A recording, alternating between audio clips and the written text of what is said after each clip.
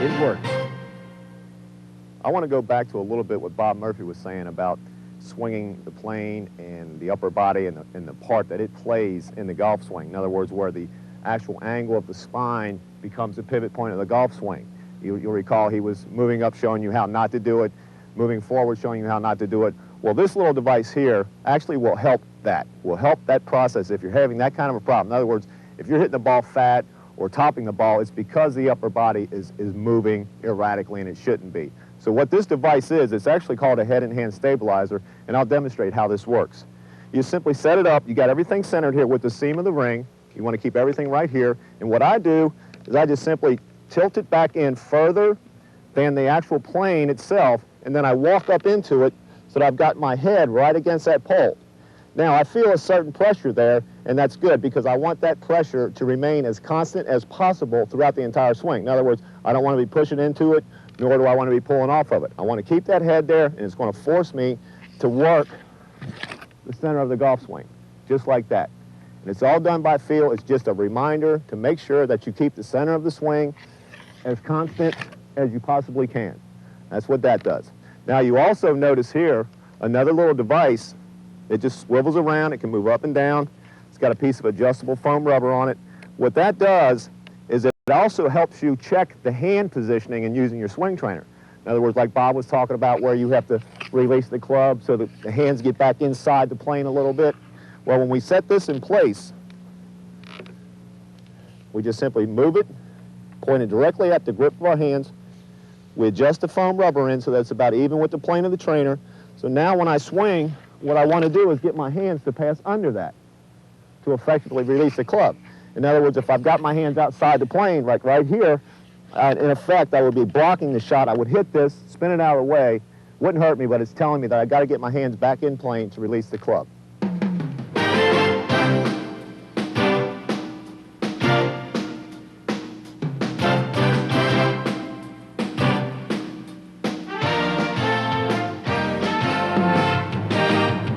Okay, now for you folks who got a 2-ring model, the different rings allowing different height groups to use it. Now remember, we have 3 size rings: a junior ring, which fits anyone from 4 feet tall to 5 feet tall, the medium-sized ring, which fits anyone from 5 feet tall to 5'11", and this here is the large ring, which fits anyone 5'11" up to about 6'8". Now with our ring setup, you can attach a medium ring to a large ring or a junior ring to a medium ring.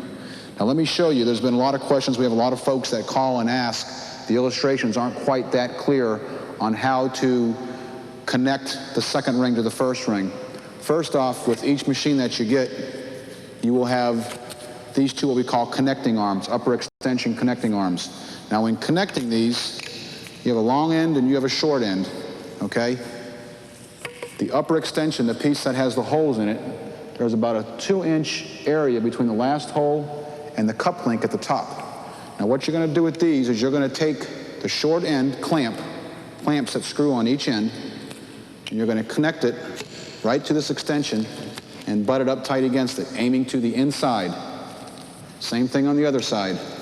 Take that clamp, butt it up against that cup link. Now these arms here swivel, okay? Now what a lot of our customers do and what we do here, and if you want to go to the trouble, in the back here where they clamp on, you can put a screw in to make them a permanent piece on this ring.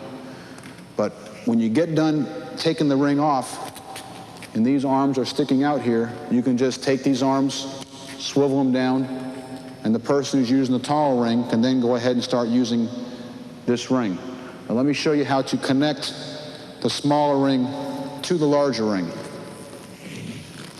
When you're putting together the rings, first off, when assembling the machine, make sure you always put the rings together on a flat surface. That way the seams will go together tightly and there will be no rough edges on the seams. Now when connecting or putting the smaller of the 2 rings together, you're going to have 2 what we call sets of C-clamps here, short standoffs, which there's going to be holes where you can screw them in and connect them.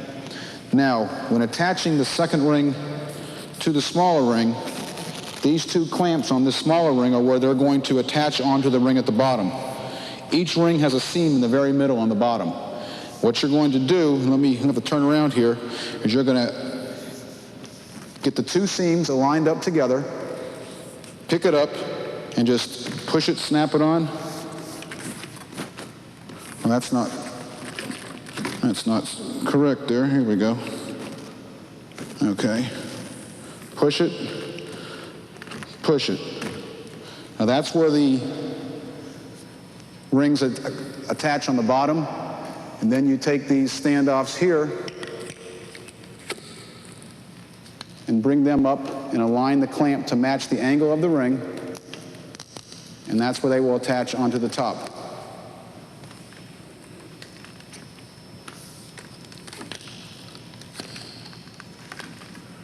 So you're going to have the two short standoffs aiming towards each other to the inside, coming out and connecting at the very top.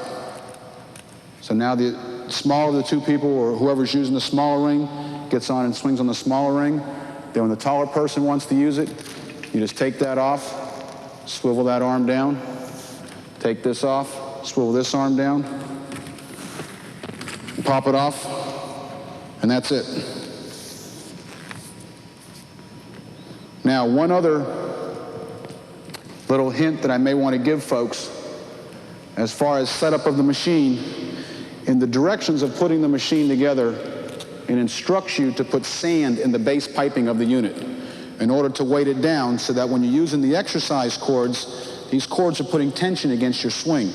And when you take your backswing, a lot of times the machine will move. By putting sand in the base piping here, that'll put enough weight on the machine to where it will not move. Now, if you're in a situation where you're up north in a garage area over the winter months, where you're going to be taking the machine down and putting it back together on occasion, where you don't have an area to leave it up all the time, what we do here is we have about a 5-pound sandbag, which you just lay over the back base of the machine. That way, it mobilizes the machine won't move at all. If you want to take the machine apart on a partial basis, by taking these 4 pins where you adjust the swing plane of the machine, you take the 4 pins off at each juncture. This ring will disengage from the base. You can take your ring. Without the ring here, the 2 top legs will collapse right down to the ground with the bottom legs. You take your base and you take your ring, and you can hang it on a wall in your garage. We use bicycle hooks. It takes about 1.5 minutes to take apart and 1.5 minutes to put back together again. But if you're going to do that, you're not going to want to be dumping sand out and putting sand back in all the time. So we just use about a 10-pound sandbag, lay it over the back base. That way, when you're using it, the machine doesn't move. When you want to take it apart, you just take the sandbag off. There's no mess. Very easy to do.